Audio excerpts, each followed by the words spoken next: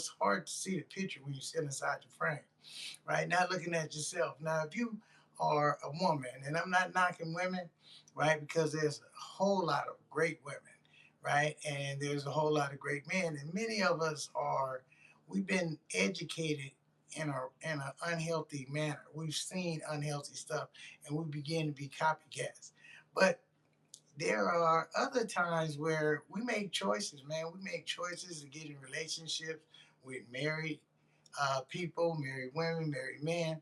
And, we've done things, man. We've gone over uh, even the person's house and performed sexual, activities. And we've done a whole lot. We've been in battered relationships, and we've had children by batterers and stuff like that ourselves. And if you were to ask, I think about different stuff. I said, if a person were to ask,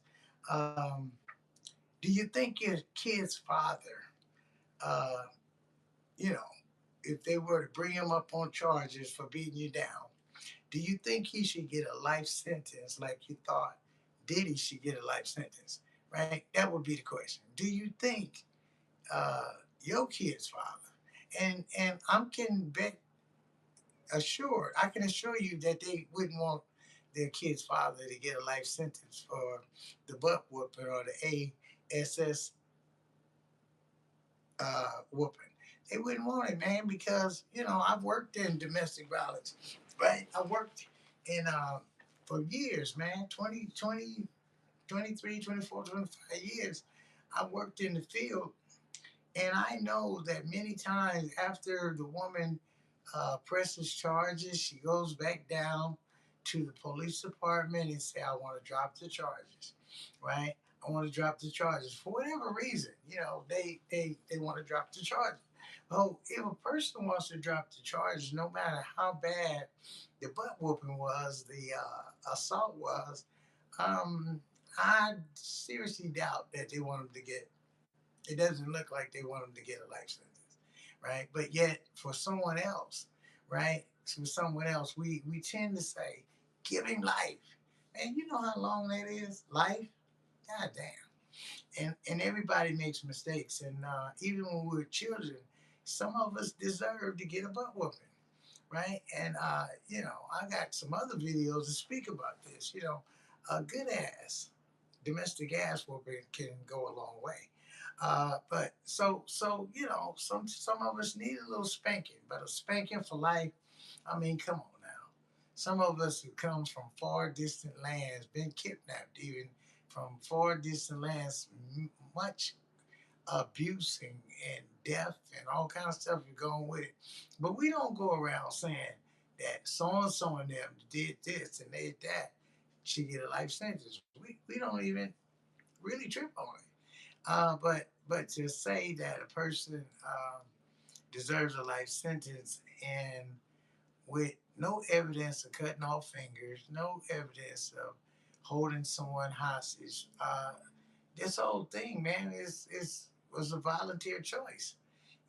Mostly. I mean, if it's not cool, I've been in a lot of relationships that wasn't cool. But I'm not gonna go call the police and say they need a life sentence. I'm going to just get away from it. I'm going to deal with the pain until I can't deal with it no more. You know, uh, People say the same thing about drugs. When are you going to stop?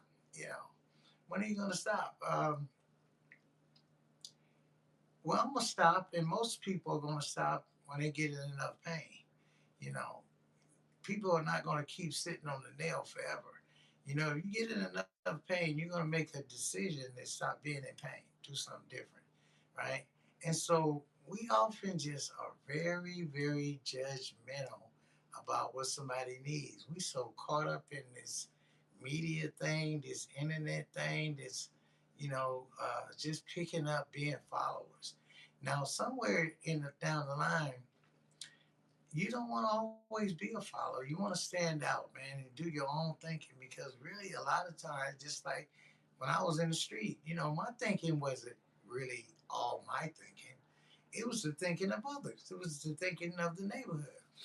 But some point in time, you're gonna have to grow up, and start making your own decisions and stuff like that. You're gonna be caught sometime in a situation where, man, it's so unbearable, man, and you're gonna have to say, hey, am I gonna follow this? I'm gonna make my own decision and go this way, right? Am I gonna care more about a neighborhood and a group of other people in the neighborhood than I care about myself? You know, and the other thing is for mothers that tend to uh, make these judgments, mothers that tend to, well, all I got to do is call the police, and everything will be fine. Well, you know, there are many of you all ladies that are women or females or whatever, because there are different stages to the womanhood. Many of you call and tell lies, right? You tell lies about someone did this, you think this is like the movie is a thin line between love and hate, and you beat your face with the cabinet, bam, bam, bam, bam, right? And then you call the police, and there's many times there's other factors. There's the person you with, and he's probably been, or she's, whoever you choose to be with, they've been unfaithful. So with those emotions jumping all over the room and all over the place, you find yourself calling the police and making up lies, right? Making up lies. He hit me. He did this. He did that, right? I had a client one time, and a woman had said, "Hey, he's over here." Now he had a domestic issue in the past with someone else he was in a relationship with, and but he had never put his hands on this particular relationship partner. And so she had done a lot of stuff for him, the new partner, giving him a lot of money to fulfill his goals and his dream that he wanted to do as far as creating his own business. And she did a lot of stuff. And then she was insecure, right? She was insecure. It was different sides to her. So she was like, oh, she wanted to be controlling. Oh, if you don't do this, I'm going to take back what I gave you. I'm going to shut you down. Oh, kind of stuff, right? And it just got too crazy. And she was trying to provoke him to assault her, which he didn't. He was like, man, I have a past, and they'll connect the domestic stuff with some other stuff. I've been caught with pistols, and this is as he shared with me. And so that kind of stuff is like you.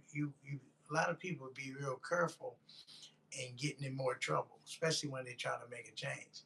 So she called the police. Oh, they was like, man, they had all kind of warrants out for his arrest. But he had an old school car. He was in a certain city that was so many miles away from this young lady's residence. And so he his old school car he was in was parked at this burger stand, and they had been there for several hours.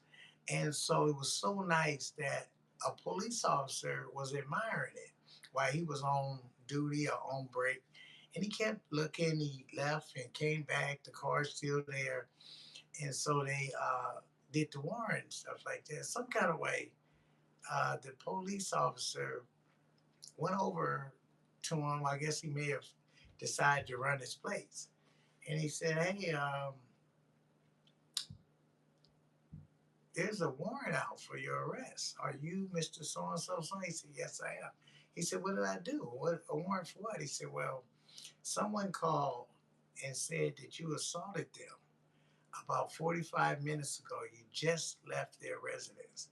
And their residence is over to whatever. I mean, probably 20 miles, 30 miles, 40 miles away, maybe more.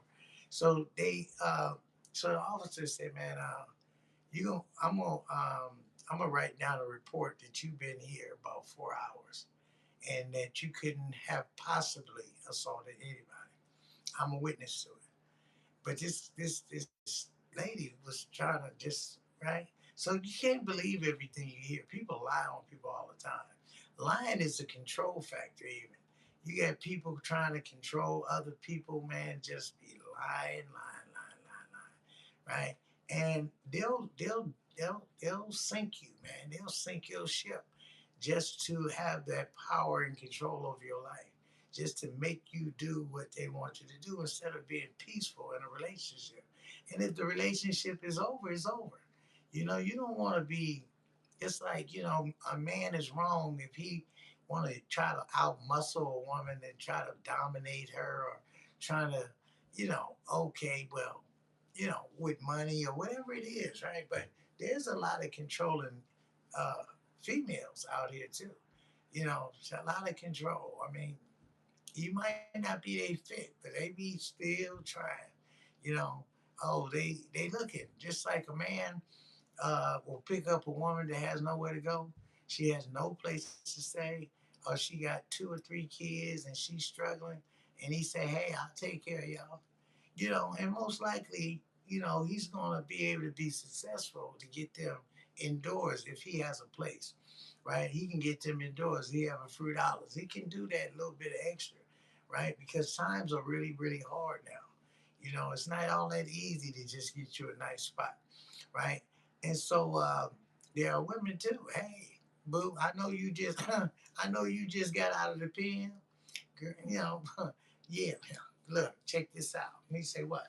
And she go in her purse and she pull out them keys. She said, this your key, right? You like, damn, I didn't even ask for a key.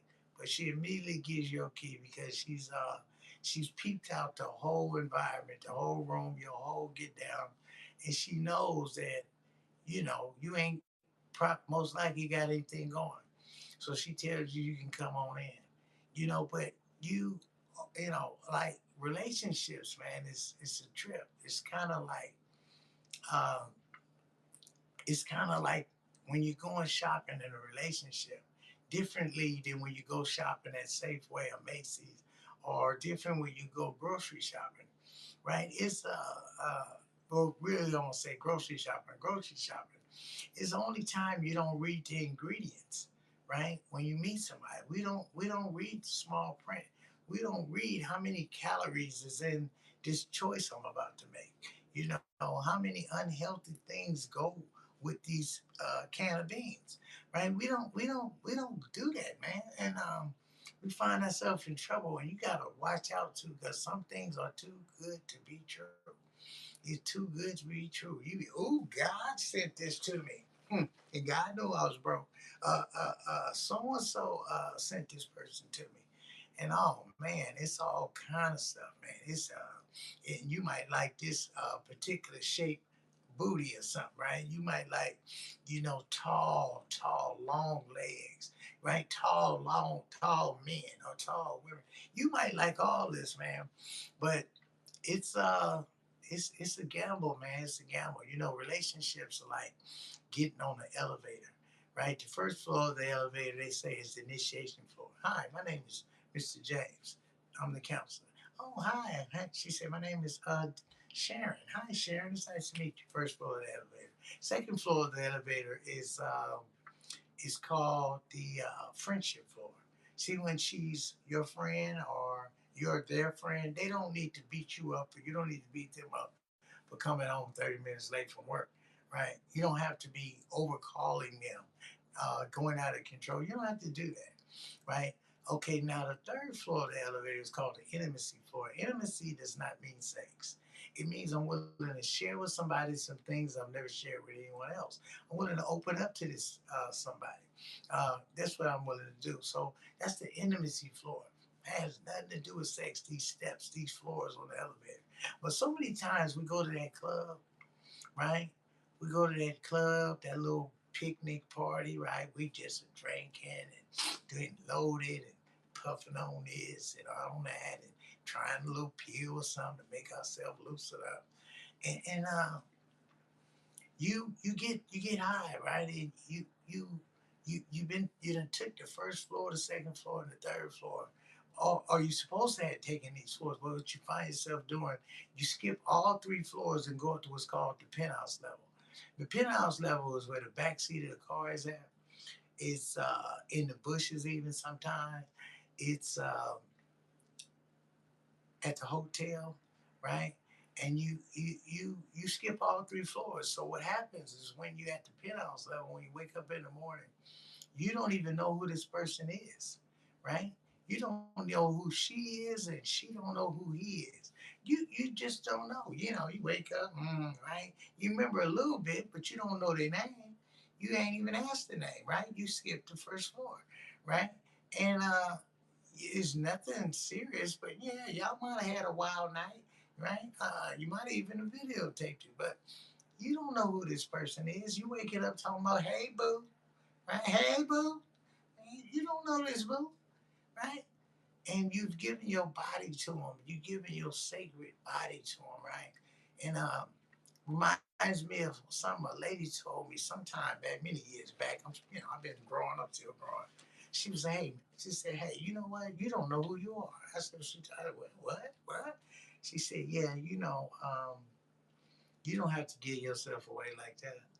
You don't have to over uh, sponsor yourself. Just be you. And I was like, okay, I took that in. I didn't get it right away because, I haven't been used to hearing nothing like that. But she was right. And I want you all to feel that and to connect to that too, is that you all don't have to give yourself away. You don't have to bow to nothing. It's going to be rough sometimes, but you don't have to sell yourself for a price. I think a lot of women, man, when it comes to that Diddy thing, I think a lot of women are like kind of mad. If you want to keep it 100, I think a lot of women is kind of mad. They don't want to say this. They just, oh yeah, oh yeah. No, this broad pulled off one of the biggest moves ever, ever, ever, ever, ever, ever. Many of you have done freak shows yourself. Many of you have engaged to let someone, it's not always the man either. It's not always the man to say, hey, can I freak with you? And another lady, can I have two women at one time? Can you do this for me for my birthday? Right? Well, in my experience learning and being the counselor, in my experience, man, I've heard a lot of stories. And I've talked to people, and I've even talked to ladies that told me about their experience they had in their marriage and different stuff. And a lot of times, it's the woman that says she wants to share her man with two or three other women. It's a woman. Many men is always talking about their player. I did this. Well, it wasn't your idea. It didn't happen unless the lady said it happened. It's gonna happen. They opened the door to make that happen. It really has nothing to do with you, right? It may be experience they want to take on, or experience they've been taking on, for a number of years that they never told many people about.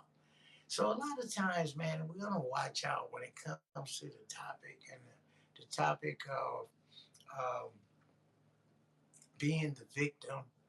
You know, uh, the sexual charges always being on the man and not ever on the woman.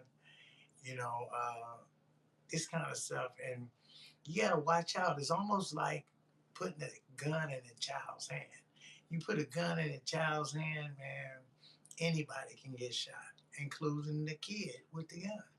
So you put certain powers in the power of immature people, immature women, immature men, that kind of power. Most people don't know how to handle power, right? They don't know how to handle the one up, right? And they manipulate, man. And so you have to be careful. Many of you ladies, accept it or not, you mad because Cassie got paid and you didn't, right? You did some stuff, right? Some stuff you're ashamed about, but you did it. You might have blamed it on you had two pills that night. You might have blamed it on you had three different drinks that you drunk for your birthday. But you performed some stuff too, and you're probably really ashamed about it. And the only thing your mind can tell you after hearing Cassie getting the 30 million is that only thing you can think of is you should have got paid for your performance, but you didn't. And so you tend to like, ugh, okay, well, talk about your baby daddy.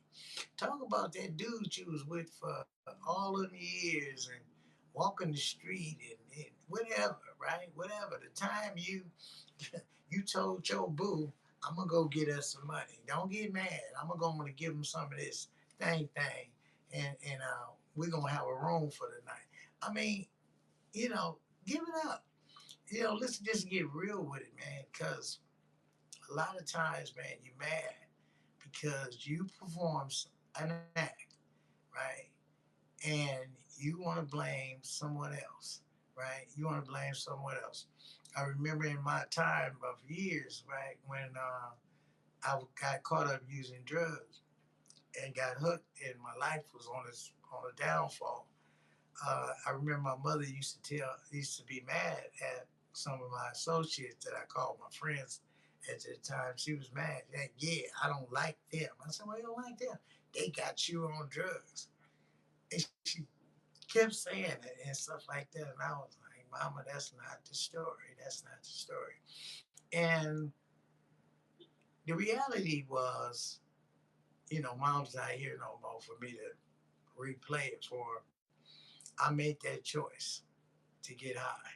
I made that choice to keep getting high. And I don't blame anybody for the choice that I made, right? And even if you made a choice and somebody dropped something in your drink, but for you to keep going back to that choice, do you keep blaming the other person, right? You went back sober. You went back high again. You went back up under the same substance that caused you the first time to go there. Matter of fact, you had even enjoyed the substance, the high, the drug, the mind alterance, whatever. You enjoyed it.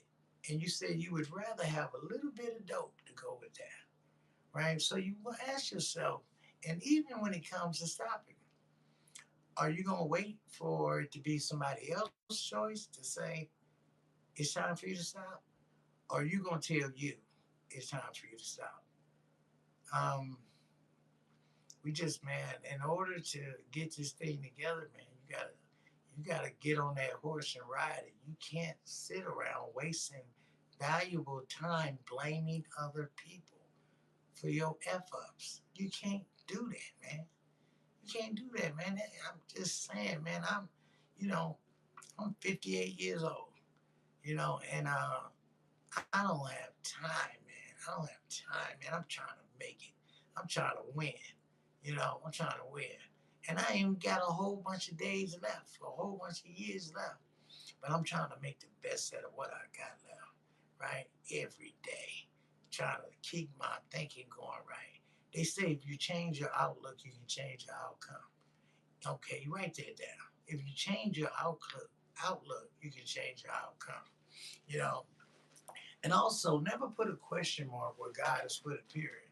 When I'm getting at you like this, never put a question mark where God has put a period, right? Oh man, why I'm over here? Why I'm over here with this dude? Why I'm over here? Because you choose to be over there with this person. You choose to keep hearing all this racket in your ear. You make the choice, right? And if things are bad, remember this: only you can prevent forest fires. Only you. Only you. Okay, that's gonna be it, man. I've been talking, man, and it's been feeling good. I want y'all to just be tuning in, man. I want y'all to subscribe to my channel. And when you see me come up, when I send an invite or to my podcast, whatever, right? Tap in, man. Tap in. Support me. We ain't got people in New York, Chicago, and all these different places. They supporting each other, man. They like, boom, they getting them some game, right? They getting them some game, man. They even got people in prison, man, up there with Diddy, getting free game with Diddy. So, it's, man, it ain't about acting like you know everything. One thing I used to do in my upbringing, and I still do to today, man, I go holler at some cats some people would never holler at, right? Because they might be or may be on drugs because they broken and they may be homeless or whatever. I don't even care nothing about that because I've been right where they at, right? I've had a whole lot and lost a whole lot, right? So I gets my game from all kind of places, right? I often tell people this story as I'm closing out. Um, it was this lady, right? I don't know if she was Hispanic or what, but she's an old lady or just an old white lady, whatever.